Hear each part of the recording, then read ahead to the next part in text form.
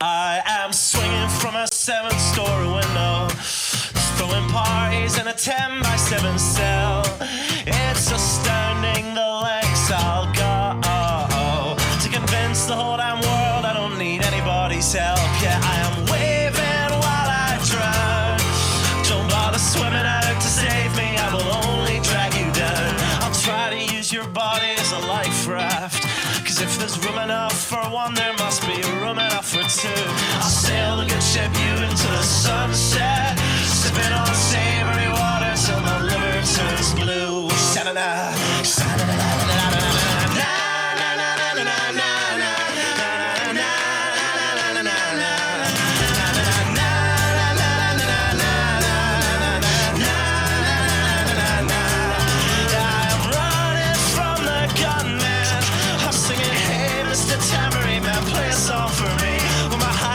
Is broadcast in the evening news. I will be relieved.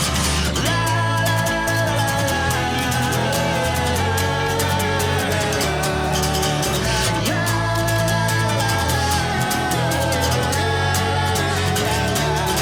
I am waving while I drown. Don't bother swimming out to save me, I will only drag you down. I'm waving while I drown. Don't bother swimming out to save me, I will only drag you down.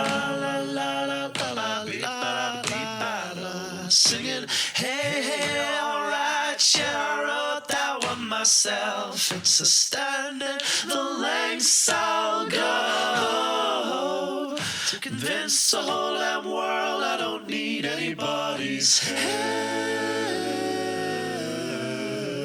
Fuck. All right, put down your pens, put down your pencils, step away from the keyboards and settle in for this week's episode of The Writer's Block, a Muddied Waters media production.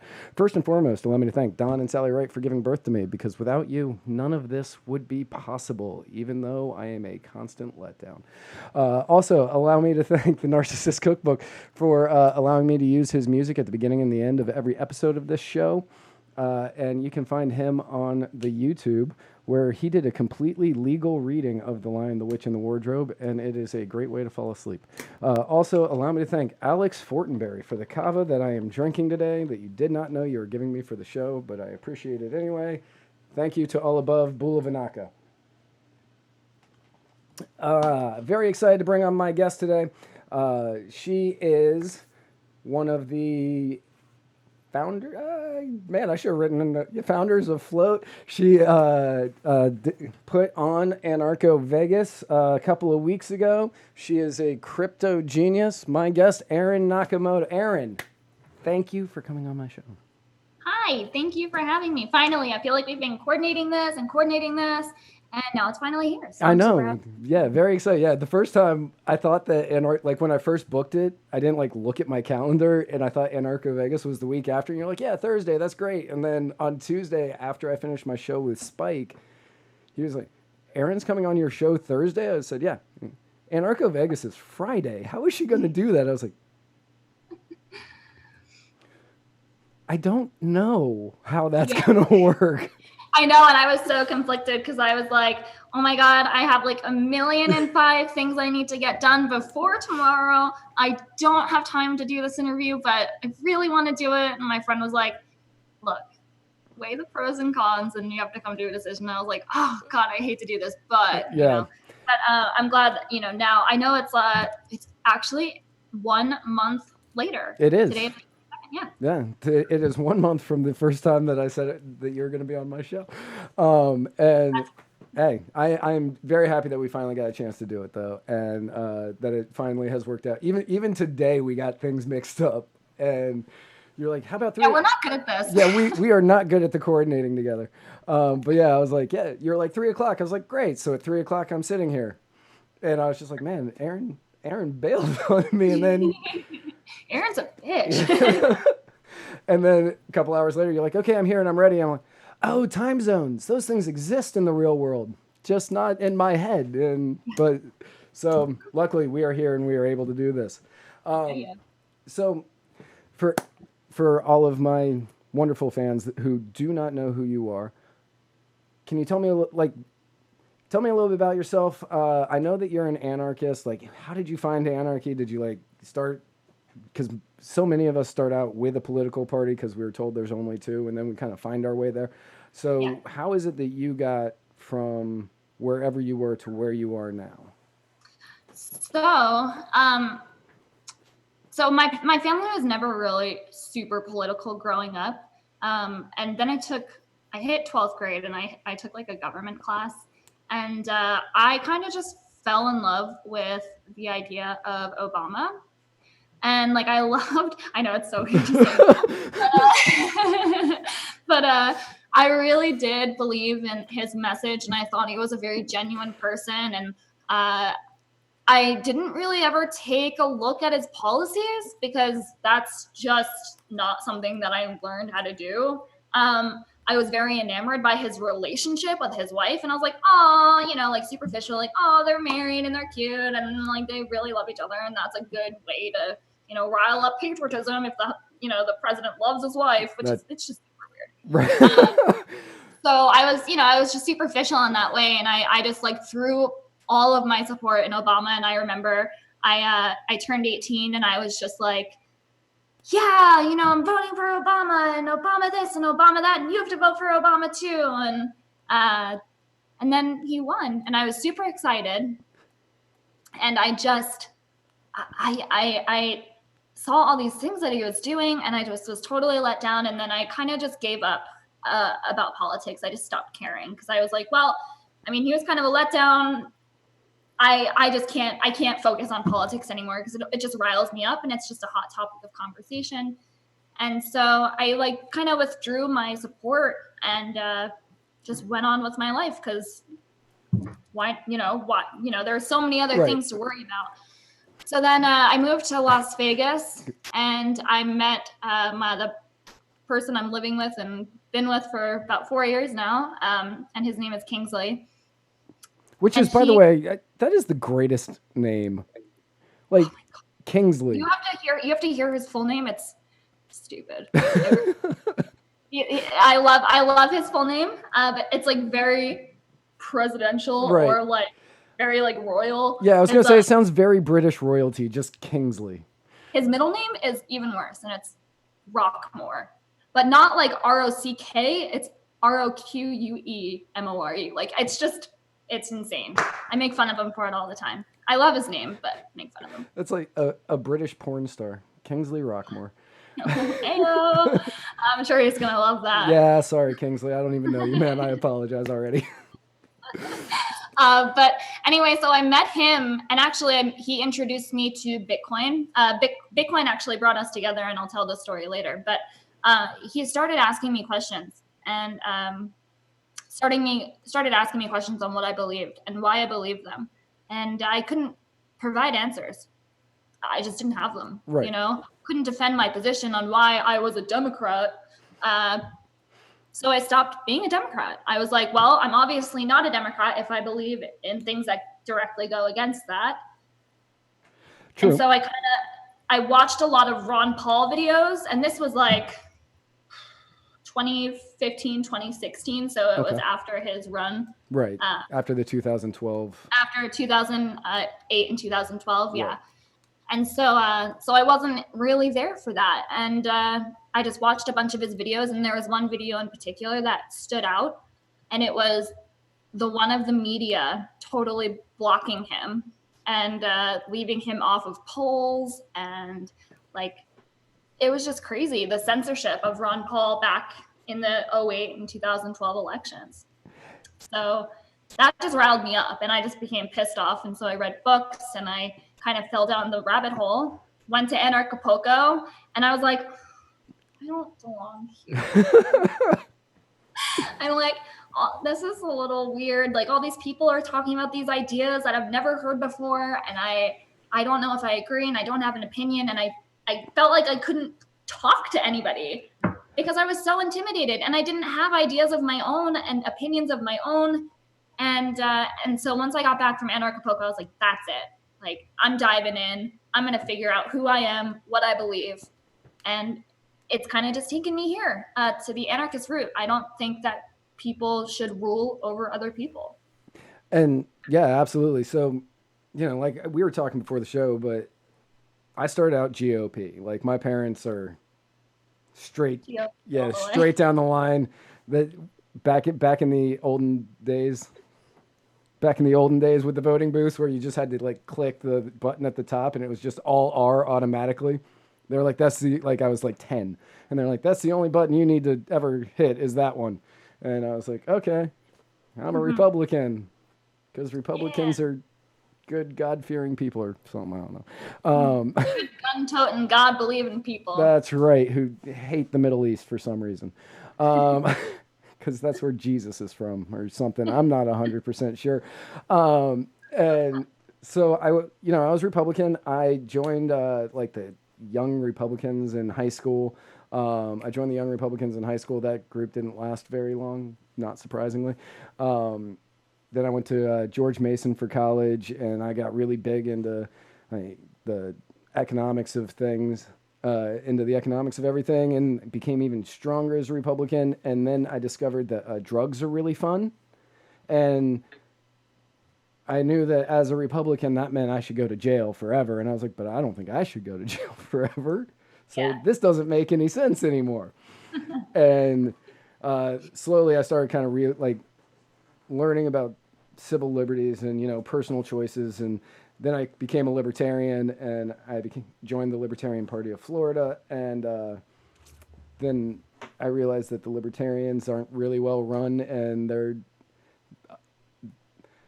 they talk against the government, but they want to use the government, and it doesn't make it like it's just so convoluted. So I ended up leaving, and now I'm who I am today.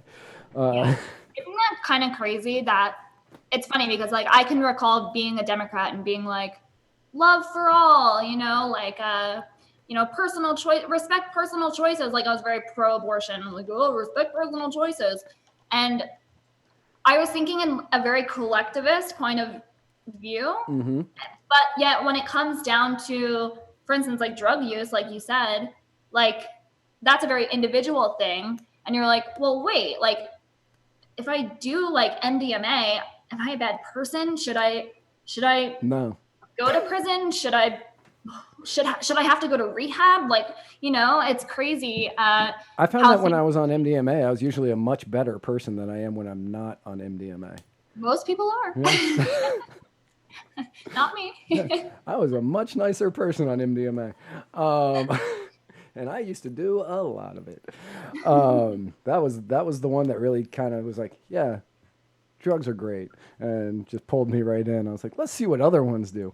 But yeah. I love that. Oh, yeah. I love that you explored. And I really think drugs, like, my parents are very against drugs. Mine too. Like, they are very Republican, so like, and I know a lot of people. I had a friend die from drug overuse of drugs, and so like I know a lot of people who are very anti-drug. But at the end of the day, like I feel like drugs genuinely help you break down barriers and really do help you to get to know yourself on a very personal level. I'm all for it. So I never had any close scares with myself where I almost OD'd, but many of my friends did. Yeah. Many of my friends did, and it was terrifying, like just absolutely terrifying. And it's something I don't wish on anybody to have to live through something like that. Yeah. But at the same time, I also think that if they were legal or decriminalized, it would be preferable for me because then they're not regulated. But if they're decriminalized, you know what you're getting a lot more readily than if they're illegal, because you have so much stuff just coming in through different channels and it's getting cut with who God knows what, as opposed to you can get this drug that was approved by this third party board that's like, no, that stuff gonna get you high as hell, and don't worry, pure as cocaine on the market. So yeah, and on the other side of the coin, if drugs were decriminalized and legalized, then you wouldn't have the highest incarceration rate in the world. That's very true. And I know that we're going to get to that in a minute, but I do want to talk to you about Anarcho Vegas for a really quick second. Explain to anybody who doesn't know what Anarcho Vegas is, what you were doing with it. Okay. So there are a bunch of different anarchy conferences already. Anarchapulco is really the first one. Anarchazona was the second one to pop up. And Anarchadelphia is happening actually next month. But all of these conferences are very different than ours. There's like a smorgasbord, I guess, of speakers who talk about just so many different things. And there's no real message except for like anarchy, do what you want, make your own choices, you own yourself. Right. And so when Yakov, Kingsley, Josh Sigurdson, and I sat down, we were like, okay, we have an opportunity here to do something really cool. And our goal with Anarcho Vegas was to make it a very positive conference, focused on solutions rather than focused on problems. And so the best way we could figure out how to inspire people to feel empowered, to take control of their own lives, and really to go out there and create change in the world, because that's how I feel like society gets better, by people just actually getting up and doing something to make the world a better place. We figured that the best way to inspire people is through entrepreneurship. Fair. And so that's something that was a focus this past year. However, it's going to be the sole focus moving forward. So we're super excited, and there's still that message of you on yourself, but really the underlying message of our conference is you have the power in you, so go use it. And that's a good point. Like, a lot of people always think, we need the government to do this. We need the government to do this. And everybody says you can't trust people because people are bad, but then they forget that people are the ones doing the government. Mm-hmm. If you believe people are good enough to run the government, you have to believe that people are good enough to help lift other people out of the issues that they're having. And more so, the government fucks up everything they touch. Look at the post office for an example. You know what I mean? Is there anything worse than going to the post office? In my experience, no. I'm going to go DMV over post office. Ooh, good one. Yes. Yeah, DMV over post office. So, but I understand the point. Like, if I'm standing in line at the post office, I'm going, I could be at UPS right now and already be gone. Mm-hmm. And I wouldn't be standing in this line having to pick up this one package.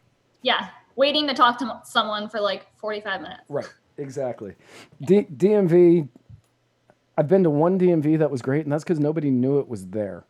And it was like a secret one that somebody told me about, and I went, and there was nobody there. It was like 2 people worked there. And I just went in, I did everything I needed to do, and they were like, okay, you're good. I was like, cool, great. And I left. It was like 10 minutes. It was awesome. But the moment anybody found out about it, I knew it was ruined. Like a 6 to 8 hour wait. I'm not joking. I spent 8 hours trying to renew my license back in January. That's insane. Mm-hmm. It took 8 freaking hours, and I was just like, oh my God, kill me. I was sitting at the one here. I got one not too far from my house here in Florida. And if I've got to renew my tags or, pay whatever idiotic fine to the government I need to pay to keep my car. That you paid for and own. Right, exactly. For whatever fine that I need to make sure that they don't steal my property. That's like a good day that I'm going to be sitting there. I make sure I got a full charge on my phone, and I'm sitting there and messaging, playing games, doing anything I can, just waiting for them to call A127 or whatever number they give me.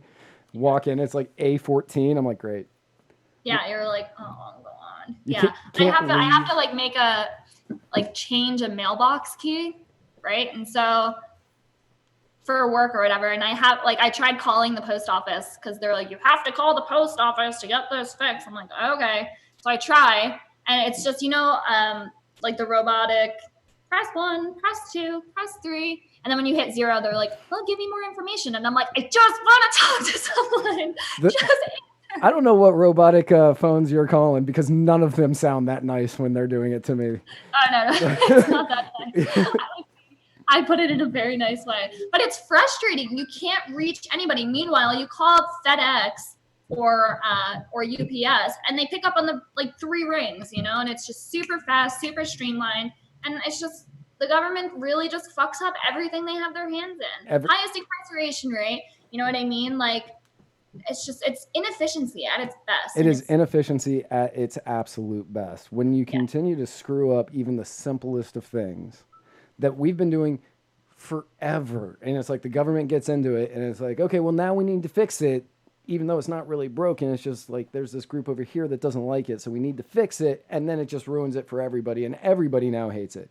It's or like, the government breaks it and they're like, oh, don't worry, a fix is coming. It's like, you could have just not. You could have just left it. It's like the government creates equality by just making sure everybody hates everything equally. Yeah, it's crazy, and it keeps people oppressed, and it really does keeps people poor, it keeps people sick, and it keeps people from thriving. And so it's truly time for a new system. Spike Cohen wanted me to ask what some of the highlights or what some of your favorite moments of Anarcho Vegas were. Yeah.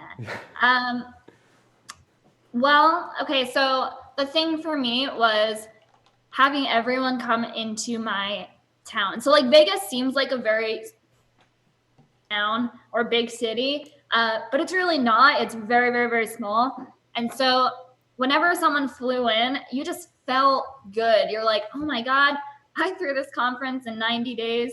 And now all my favorite anarchists and all these amazing people who want to learn about anarchy are flying to come to Vegas to come to my conference.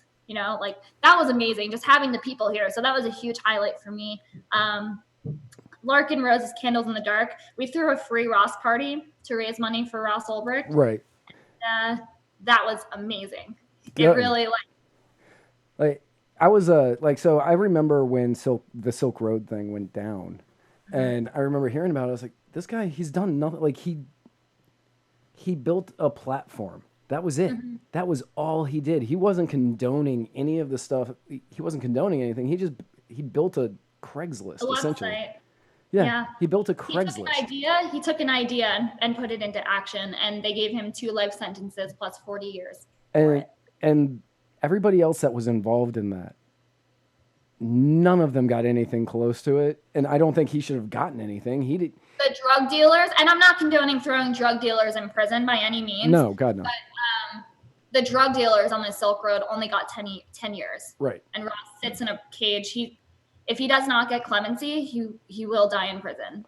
And that's that's a tragedy. It's really sad. I'm gonna cry. I might cry.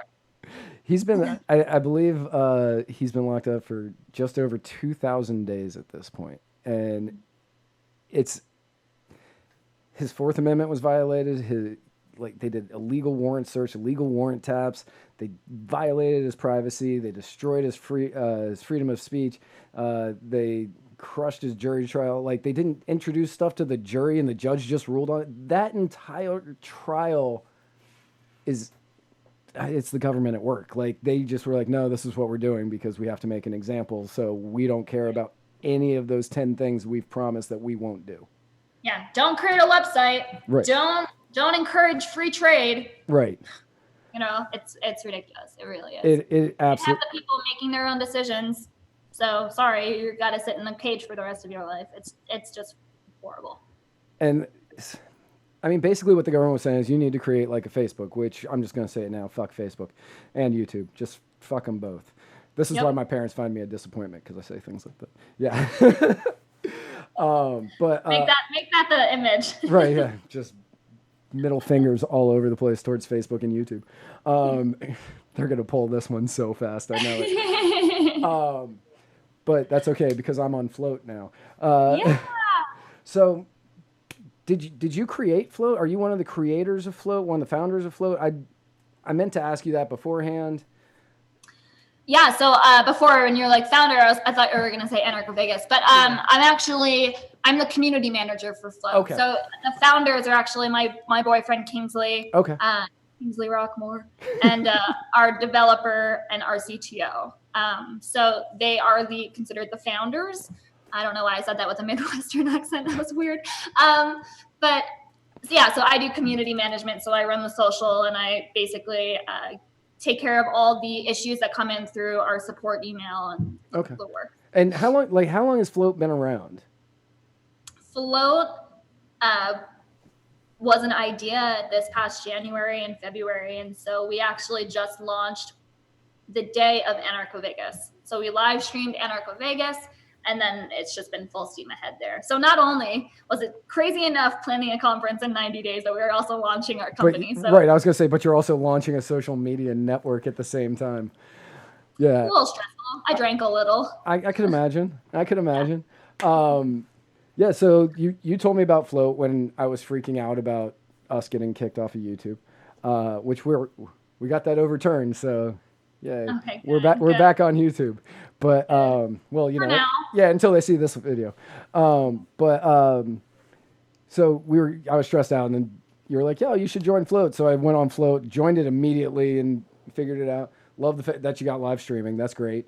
One question I have to ask: is there a way to archive it so we can embed to Float as opposed to YouTube? It's coming. Okay. Yeah, that's something that we're really trying to push out, especially like with Anarchadelphia right around the corner. Like they're going to be using Float to live stream as well. So we definitely want to be able to push that out as soon as we can. But we're working on it. Cool. Yeah, because we've been live streaming all of our shows to Float as well as YouTube and Facebook and Twitter. Nice. And we want to embed Float as opposed to any of those companies on our website, but we can't yet. So I figured I would just ask you while I had you here. Yeah, it's coming. No, and Float's great because you know we don't get shadow banned, which we are on Facebook. You won't ban us, which YouTube did, and Twitter hasn't hit us yet. So we'll see what Twitter does to us. And not only that, but there's really no algorithm that you have to overcome. Right. That's the other great thing about it. Like everything shows up in order, it seems. Mm-hmm. Yeah. And the thing I really like about our platform as well, so like our goal is, to provide a place for alternative voices to come. But we also want to cater towards other parties as well. So people who hold other beliefs other than anarchism and libertarianism. You know, we don't want to become an echo chamber. And I hate when people use that term because if you are in the anarchist movement, you know for a fact that it is not an echo chamber. No. Because there are so many opinions that conflict with each other. Like it's not like you walk into a room of libertarians or anarchists and everything is you know, like it's there are conflicting opinions. So it's never really an echo chamber, but we want to be able to cater outside of our network to go there. So, but the thing that comes with that are the people who are going to beg us to ban you because they don't want to hear or see your opinion. Right. And something on our platform that is really neat is customizable block lists. So that person can just like go through and block whoever they want, and they can share it with their friends and be like, look, these people are Nazis. Here's my block list, you know, whatever. Yeah, I would probably end up on that list. I get called that pretty often just because I think that you have the right to say whatever you want to say. I got called a Nazi for standing up to someone on Twitter who's like a Vegas local page, right? So they like influence all the locals in Las Vegas. And they posted something and they were like, oh, if you see a Nazi today, make sure you punch him in the face. And I commented back and I said, are you really advocating for the Vegas locals to start punching people? Like, you're inciting violence. You're inciting violence on people that you don't even know what they stand for. You don't know who these people are. Like, you're advocating someone to walk up to another person and punch them in the face. Like, you don't see anything wrong with that. And like, this page had thousands of likes and thousands of followers. Yeah. And so they were like, you're a fucking Nazi. I should come and punch you in the face and blah, blah, blah. And I was just like, because I don't want random people getting hit because you don't like what they're saying or wearing? Yeah, I was just like, this is crazy. I've never been called a Nazi in my life. I am the furthest thing from a Nazi. It's just these people are out of control. It's really, truly out of their minds. You know, it's okay to call people Nazis, but don't ever call an Italian Fredo, apparently. Yes. Everything about this, about the new way that we now have to talk to each other and what's offensive and what's not offensive, is it makes me have to defend the president that I don't like. Mm-hmm. I'm like, he's not a Nazi. He's not. I mean, sure, I get the argument for concentration camps at the border. Sure, I can see how you make that parallel. Mhm. But That also started under Obama. right. But Yeah, and based on laws created by Clinton. So, yeah, sure. I can see the comparison. But he's not creating a genocide of millions of people. But please take my guns away. But please take my guns away. Yeah, you're talking about concentration camps on the border, but you're saying that we shouldn't own guns. Okay. The sense. Hey, sometimes 1 + 2 equals, or 1 + 1 = 3. I guess. It's true. It's great. It makes no sense. Makes no sense to me. So you were telling me a little bit beforehand. I get to say fuck Pam Bondi again because that's just always a fun sentence to say. But you were saying that you had something against my former attorney general here in the state of Florida, and again, fuck Pam Bondi. But do you want to talk about that a little bit? Yeah, sure. Okay. So Kingsley's dad actually has been locked up and is serving a prison sentence. It's actually a 60-year sentence, and it is he's served 27 years so far with really no end in sight. And his crime was $850 worth of cocaine sold to his ex-girlfriend who turned into an FBI informant. Wow. Yeah, it was his third strike, and it was in the early 90s. And so so $850. Okay, I don't know that in the early 90s. Let's see, 890. Man, in today's lingo, that's like 5 8 balls. In today's lingo, I don't know what that is in the early 90s lingo. I can't. I don't know either. Right. I don't think it was a lot. Right. I was going to say, I'm not sure if cocaine was more expensive than it is now, or if we've got inflation on cocaine now compared to what it would have been. I'm not really sure how the market worked on that. I know it was a relatively small amount. Right. But it was crazy. He was at his home, and she asked for cocaine, and he wasn't really doing it or selling it much, at all anymore. And then she asked for it, and he went to go get it, and he came back to police in his home, arresting him. That is absolutely insane. Yeah, it's really sad. And so you've got sorry, go ahead. I was going to say, you've got the entrapment angle. Used his ex-girlfriend against him. Was it his ex-girlfriend at the time, or no? It was his ex-girlfriend at the time. Okay. Yeah, she wanted to marry him, and he wouldn't do it. And so I think that there was that little revenge mindset. She actually later on killed herself.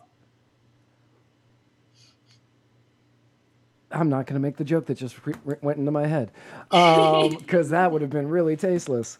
But I'm certain anybody out there can guess what I just thought. Because that. I like it. Whew.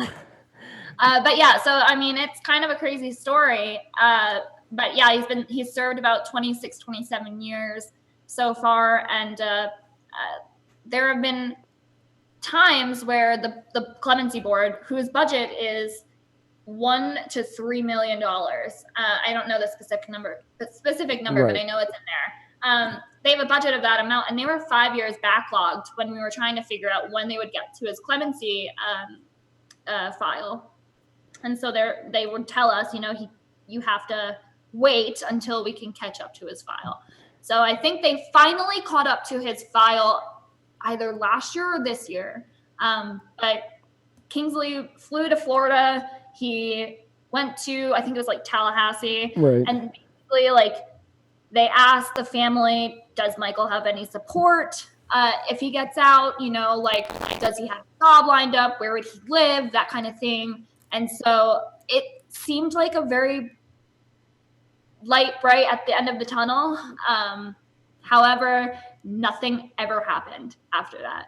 And then they had another one of those this past year, and it's kind of you just had to roll your eyes I already did this and I gave you everything you needed to know. He had a place to go, he had a job to go to, you know, like he has family support. He's a changed man, you know? Right.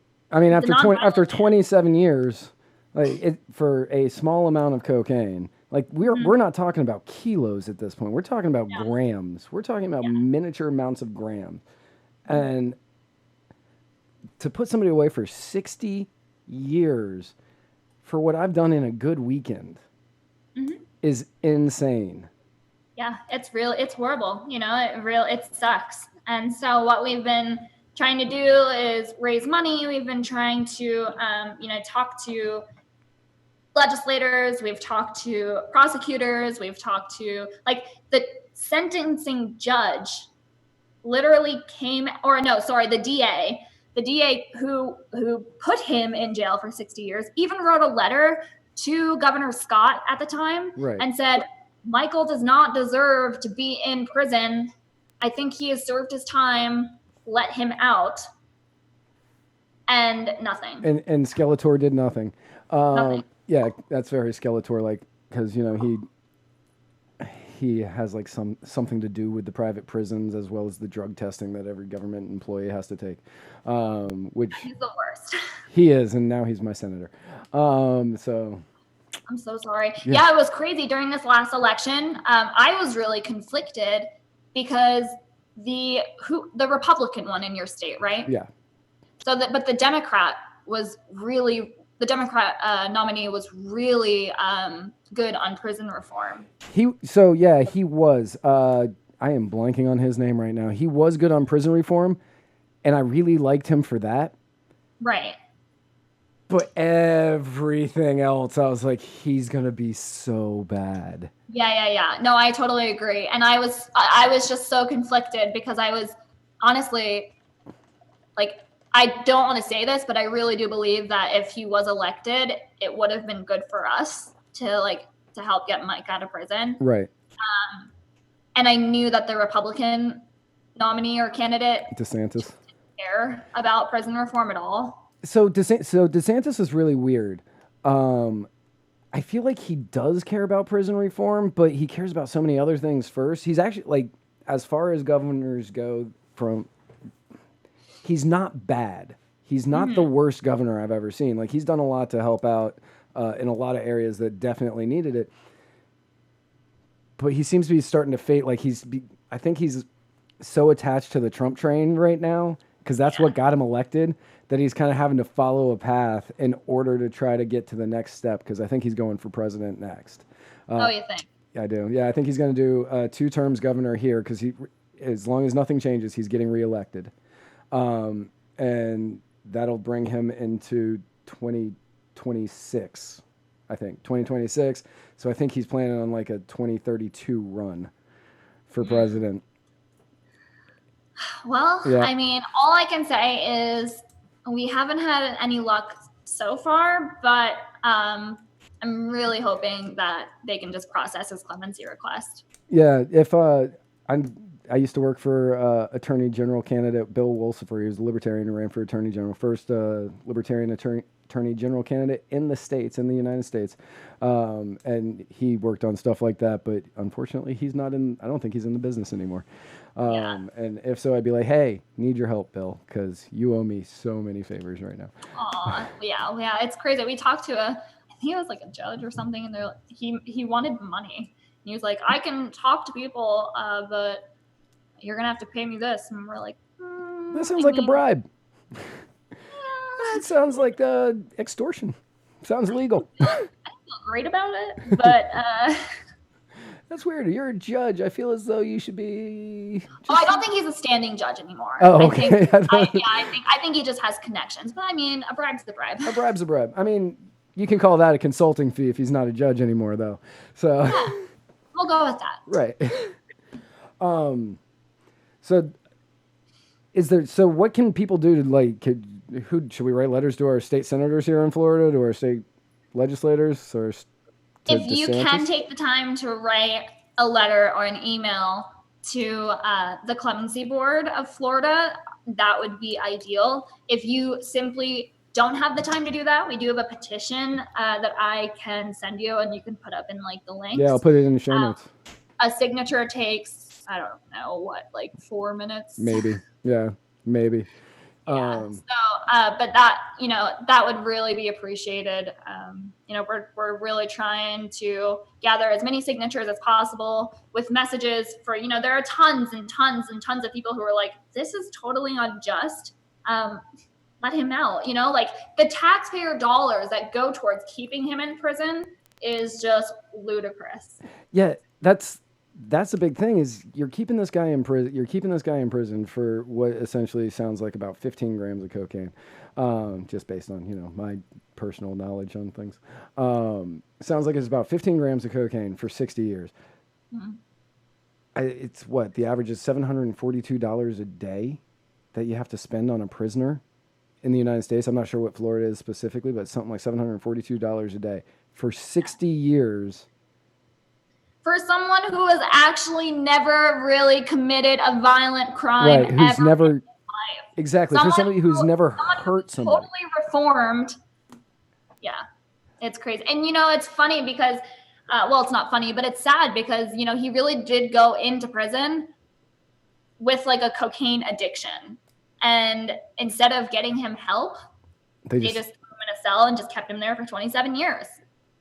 Like. Not once did they ever offer him some sort of program.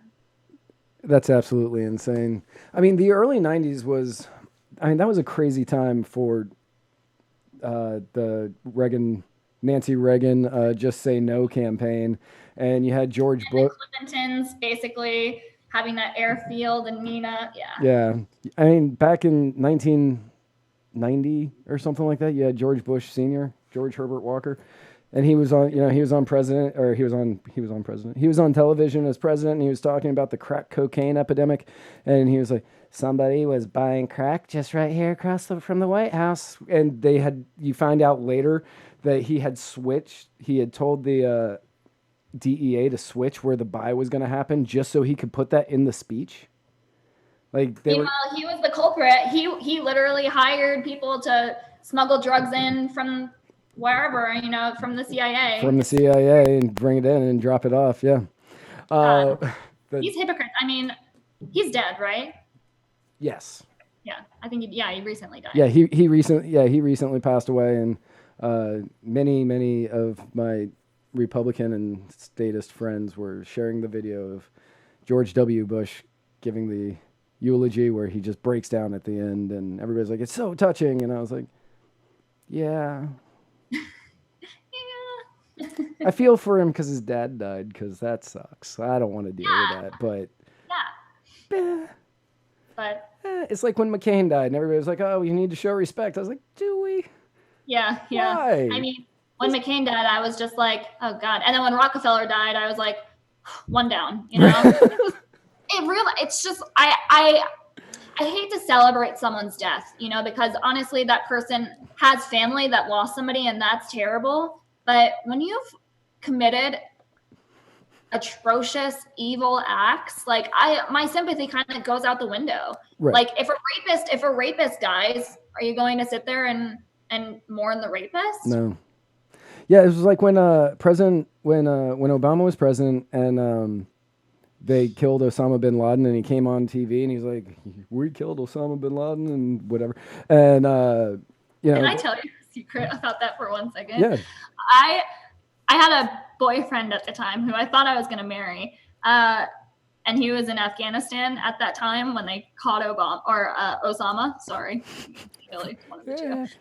Freudian slip, I get it. I watched it on TV and I cried because I was so happy that they caught Osama bin Laden. I mean, so I remember I was at work. I was living up in Tennessee. I was at work at a pizza place up there, and I think it was a Sunday night, and they cut the football games, and Obama came on, and I was like, "We're trying to watch football. What are you saying?"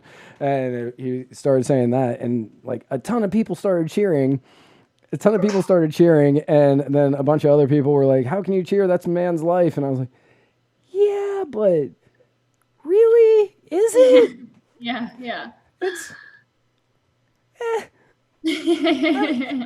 I'm not really for the state-sponsored murdering of somebody, but at the same time, am I upset that guy's gone? Nah, not even a little bit. Not gonna mourn Osama bin Laden with you people. Not gonna cheer his death, but I'm not gonna mourn him. It's real quick cameo. There's It's Kingsley Rockmore, Holton Edwards. Hey, Kingsley. Welcome onto my show for a brief moment. We were just making fun of your name.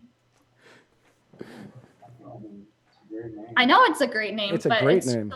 It's just a very royal name. It is a very royal name. He is one of the Kingsmen. Yes. He was saying he likes it. Anyway, sorry. Anyway, but Osama bin Laden. But that was my real statist moment, you know? Like crying that Osama bin Laden's dead, and I was like, you know, and then they threw him off a helicopter into the ocean, and I was just like, what? That makes absolutely no sense. Why would you? Okay, sure. Most wanted guy ever, and you just decide, I'm just gonna push him out here. Yeah, we're just gonna push him. We're just gonna push him out and have him just fall all the way to the bottom of the Atlantic Ocean here, and nobody will ever have to find out about him ever again. Yeah, and it just so happens that the SEAL team that got him, like a lot of them died from a helicopter crash a couple of weeks later. Makes sense. Yeah, I mean. Coincidence. You know, Jeffrey Epstein. You know, he definitely killed himself. Don't even get me started. Yeah, none of that it could possibly have been fabricated in any way, shape, or form. I could go on for hours. Yeah, that one. I think Spike and I are going to record something later, and I'm certain that's coming up because it's crazy because I know people who are really upset that he died, you know, because the truth is suppressed. But at the end of the day, while the truth is suppressed and the elites are still in power, you know what I mean? Right. I have never, ever experienced the skepticism that, like, if you ask people on the right, Clinton did it. If you ask people on the left, Trump did it. You know, so like I've never experienced such a time where so many of the American people are skeptics. Right. And that is great. That is actually the greatest thing. It's I saw a poll recently where, and I have no idea how valid this was. It could have been a meme somebody made, but I'm going with it as though it's factual. It was like 22% of people trust the Epstein autopsy, while 24% trust gas station sushi. And I'm like, I don't know if this is real, but that's probably accurate. Like, I would eat gas station sushi before I'm swallowing this Epstein autopsy. Because no way. No. Yeah. And I love that. I seriously, I think that it gives me hope, even if the elites are still in power and that sucks and people are still going to be suicided by the Clintons. More and more people are waking up to the fact that that kind of tyranny exists, whether it's Trump or the Clintons, whatever. To me, like they're one and the same. Right. Yeah. I mean, anybody that's in power, whether it's the Bushes, the Clintons, the Reagans when they were, I don't think they're still around, but you know, the Trumps, whichever party's going to be coming next. The Kennedys seem to be like rebranding their whole thing with the little redheaded semi-off dude somewhere on the spectrum. I can't remember, Joe Kennedy, I think. Like all of these parties, all of these people, all of these families, all of them are corrupt. You don't get to that position of power without being corrupt and without doing things that you and I and most of the people watching this would find absolutely horrendous. You don't do it. It's impossible to do. Mm-hmm. Absolute power corrupts absolutely. Every single one of those people has been corrupted at some point in their lifetimes. And we're just supposed to be like, no, like President Trump recently coming out and saying he is the chosen one or the second coming of God or whatever that was. Granted, he was quoting somebody else, and I will say that. He was quoting somebody else, but you repeated it, so... Yeah. You kind of open yourself up for that criticism. Right, exactly. You repeated it. There is nobody that's in any sort of power that I am like, yeah, you got there legitimately. Well, like city councils, yes, sure. You got voted in by the 9 people that showed up that day. Congratulations. But outside of that, if you're a president, if you're a senator, if you're whatever, you got there And at some point you did something that your conscience went, no, you should not do this, but you did it anyway. Yeah, and it definitely is, like, that's dark, you know, like no matter what way you spin it, that is freaking dark. But again, like I do have hope that the world will turn around. And honestly, I don't think there have been more woke people. No, I think that we're living in a very new time. We are. It's actually like we were saying earlier. It's a very exciting time. People are starting to question everything. Yeah. People are starting to look at everything from different angles, and then thanks to the internet being what it is, not Facebook and YouTube, obviously, but thanks to being able to get information from multiple sources where you're not banned. People are able to look at things from different angles and form their own opinions, and you're not listening to Brokaw just telling you that's the way it is. Mm-hmm. Like, look at Hong Kong. Hong Kong is a perfect example. Like, that started because they were afraid that they were going to be extradited to the mainland of China for being political adversaries. Mm-hmm. And now they're fighting for all sorts of rights. Like, Hong Kong is... That's beautiful. Like, okay, I would never, like, are they fighting for democracy? I think, democracy is awful. I'm not a fan of democracy. I'm not a fan of democracy, but I'd take it over communism 100% of the time. Exactly. And so, but the fact that, like, they want guns and they want, the Second Amendment right and whatever, like, that's pretty fucking amazing. Because I've been looking for places to move out of the United States, but the Second Amendment is such an important exceptionally. Right? And so when you actively look for places to move that supports that right, where you can bring your guns and not be thrown in a Thai prison or wherever you are, there are not many places out there where you can do that. Right. So I love that Hong Kong is like, people are waking up and they're rising above and trying to beg with their lives for those rights. Yeah, absolutely. Like, what's going on in Hong Kong actually gives me hope for a lot of things in the future, because people are actually standing up and fighting for what they think. That is 1776 America is what's going on in Hong Kong right now, just with a lot cooler stuff, with a lot more mainstream things. If that sparks something somewhere else in the world, which sparks something somewhere else in the world, and people start standing up and fighting for their freedoms, which they right now incorrectly think comes from democracy, but they will then learn, okay, this isn't the right thing either. But that could eventually spark something where we're like, you know what, we don't even need the government, because we all have the ability to rule ourselves individually. I mean, if my street needs a new road, I'm certain, well, probably not this street, actually. I got a lot of Bernie supporters.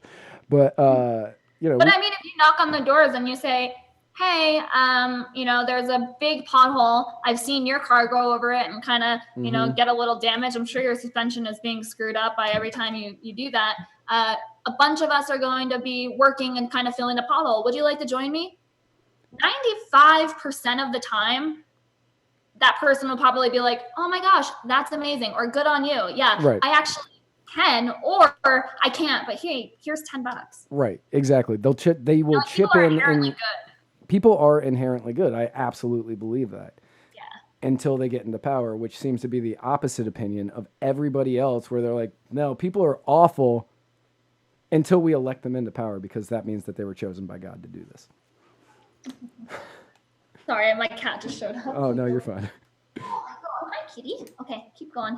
Sorry. But that's been the biggest thing, is that I've found with people is they refuse to believe that you're good, that I'm good, that Kingsley's good, that anybody, like any individual is good, unless they are the person in power. And that person's there sent to be their savior, and they're going to be the ones that are going to fix all of the issues with this world.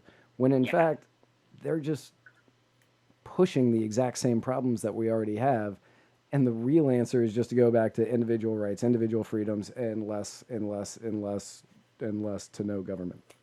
Look, when Pornhub is shoveling snow and planting trees, and Domino's, a pizza place, is covering potholes.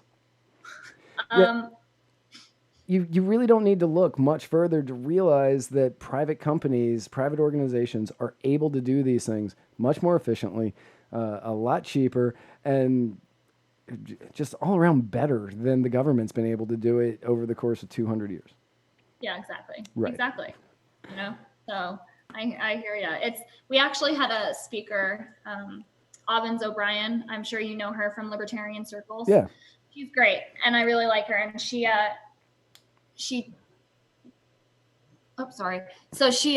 actually did a talk, and it was private solutions to public problems.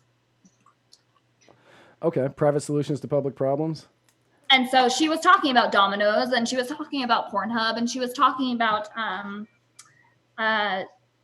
Waze. Right.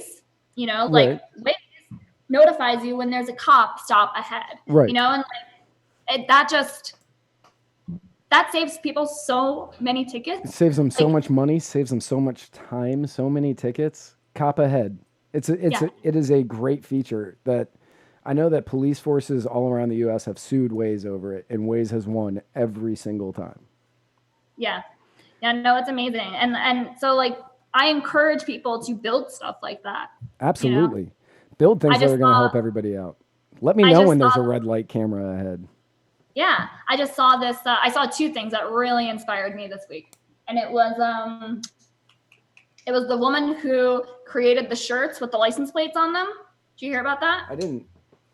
So basically, you know how when a cop tails you, they're scanning every single license plate in view, and kind of running the plate.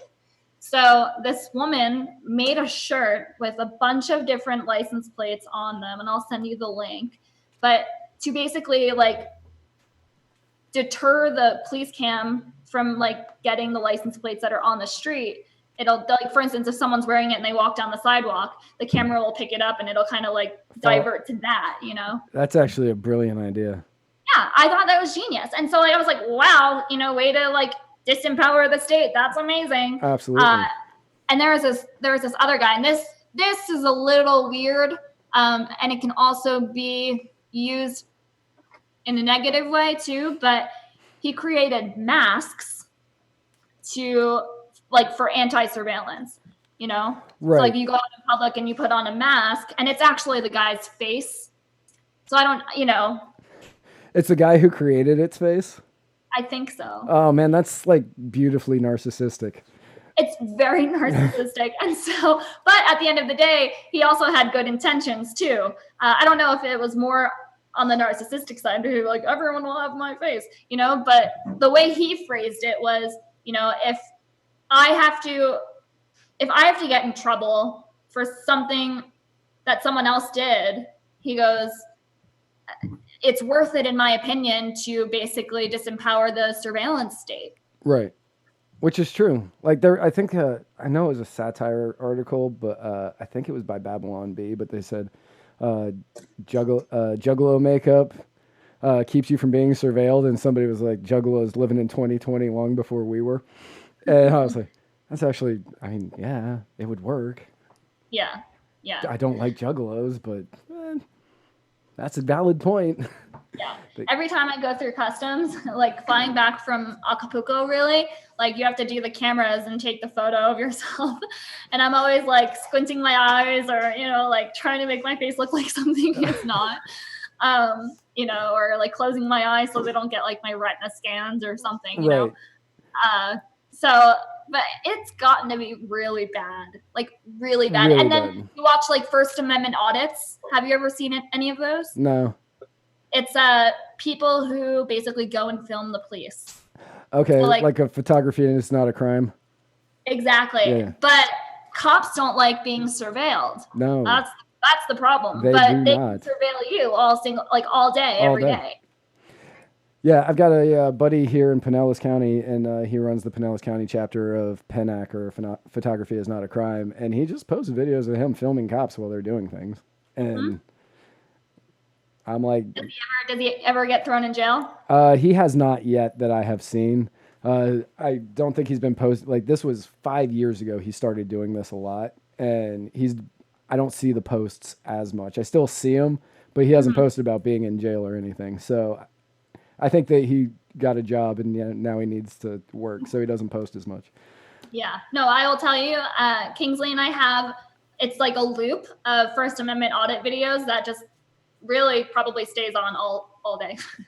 And like we just watch people film the cops, and a lot of the time these cops will actually attack them, like throw them down, take their cameras away, book them in jail. It's like, it's crazy how angry these people get for just simply flipping the script and recording them instead of them. It's totally fine for them to be filming you all the time. Yeah. But the moment the cameras turn around on them, they're like, no, not acceptable. It's legal. It's legal to film them. Like, it's legal to walk into a police department and film public workers in a public space. Like, that's totally protected by law. And they hate it. They don't like it. They freaking hate it. And they try to fight it every time, Right. Like these cops don't even know the laws. They don't even understand that, like, what our rights are. Right.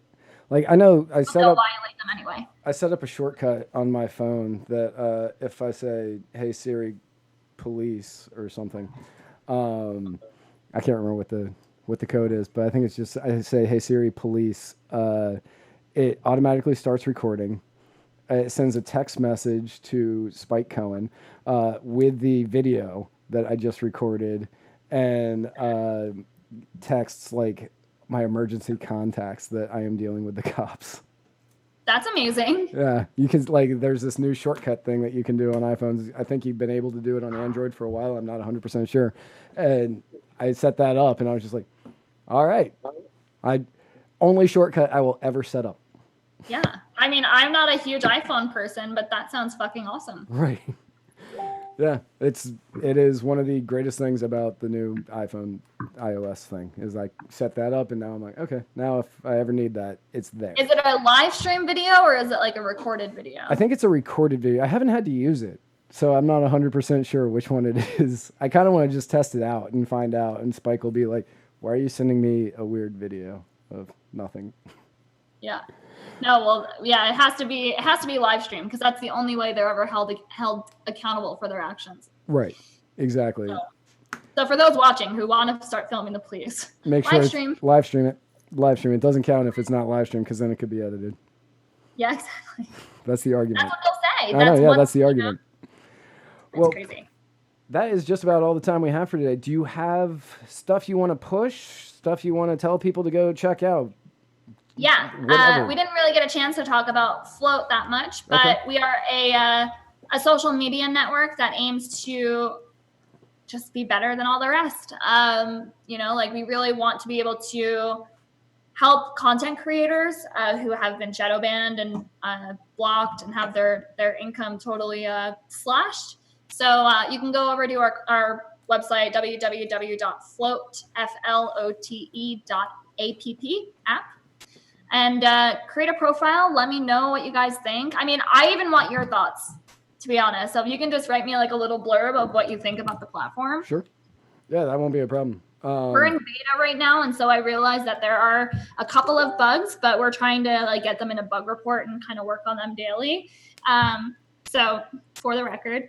But yeah, I'm really excited. We're going to be doing a marketplace as well, like storefronts. Oh, nice. So if you have any merch, like, you can throw it up there, and everything is in Bitcoin right now. Cryptocurrencies is all we're going to accept. No US dollars at all. Excellent. Yeah, my favorite thing about Float is that people can just give me crypto for me doing this, that's awesome. Yeah. Oh, yeah. That's another feature. So, how, I don't know if you ever go live on YouTube and people send you super chats. No, people haven't done that for us. No. Okay. Well, that's a feature on YouTube. But the problem is, like, I can send you $15 or $10, and YouTube will actually take 30 or 40% of that donation. It's crazy. So the beautiful part about Float is that you can live stream and people can send you super chats. It's going to be in Bitcoin, but you get that full donation. We don't take a cut, not even 1%. So. All right. No, that's awesome, because why would you take somebody else's earnings? You're not the government. Right. You're not the government. You're not in the business of theft. Yeah. Are you guys doing our Anarcho Vegas next year? We are, yeah. So we're planning Anarcho Vegas 2020 right now. It's probably going to be that same weekend, the same weekend of Freedom Fest. So I think it's the 18th and the 19th of July, and we're still basically negotiating like venues, but it's going to be a 2-day event instead of a 1-day event next year. So. Awesome. I'm going to see if I can get Spike and Jason to go out there with me next year. Yes, please. I would love, I mean, we could even set up like a Muddied Waters table where you guys can just go live directly from the event. Oh, so that would be amazing. We would have so much fun doing that. Cool. Let's talk about it. Let's get it done. Okay. Totally down with that. I got to talk about it with Spike first because, partner, but, whatever. He'll say yes. Okay, cool. I promise to give you booze. Well, he and I are both sober. Oh, okay. Well, then not booze. I promise to give you not booze. Cool. Yeah. I was like, yeah, I'm like almost 5 years sober and he's like 12. Do you smoke weed? No. Oh, wow. Yeah. Okay. Yeah. I am like, I always made fun of people who were straight edge and bragged about it, but now I kind of do the exact same thing, except I do it by being like, oh yeah, I'm sober now. Yeah. Well, it's funny because I actually cut down drinking a lot.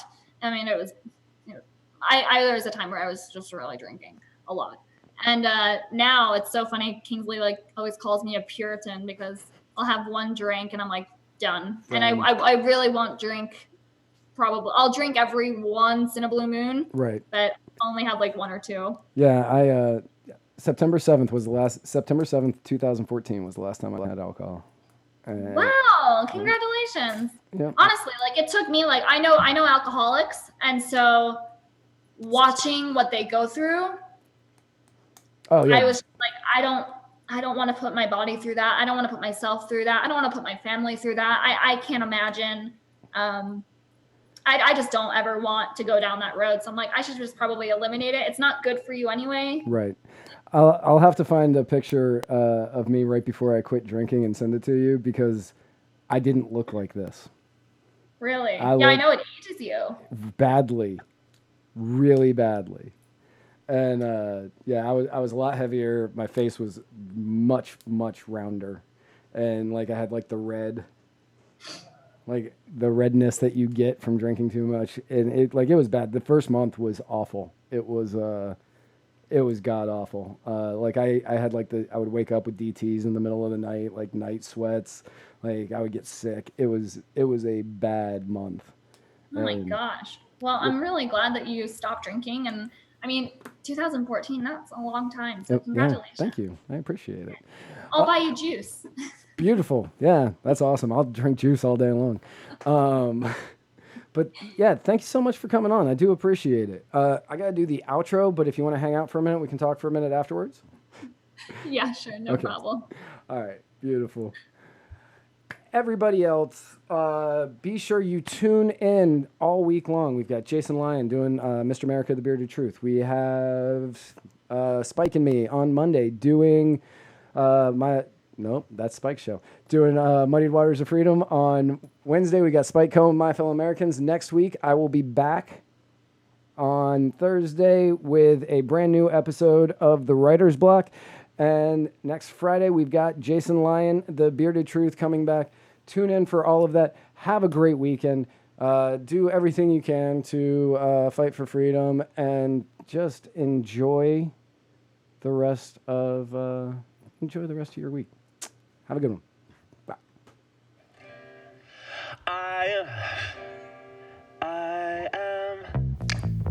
I am swinging from a 7-story window, throwing parties in a 10-by-7 cell. It's astounding the lengths I'll go to convince the whole damn world I don't need anybody's help. Yeah, I am waving while I drown. Don't bother swimming out to save me, I will only drag you down. I'll try to use your body as a life raft, 'cause if there's room enough for one, there must be room enough for two. I'll sail the good ship you into the sunset, sipping on savory water till my liver turns blue. Sha-na-na, sha-na-na-na-na-na-na-na.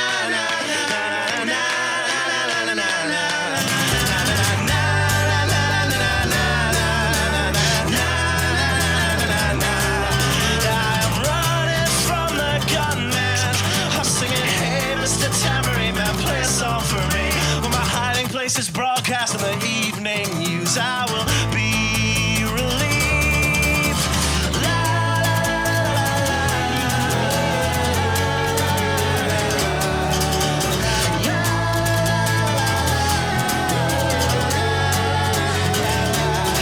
I am waving while I drown. Don't bother swimming out to save me, I will only drag you down. I'm waving while I drown. Don't bother swimming out to save me, I will only drag you down. La, la, la, la, la, la, la, singing, hey, hey, alright, yeah, I wrote that one myself. It's astounding the lengths I'll go to convince the whole damn world I don't need anybody's help.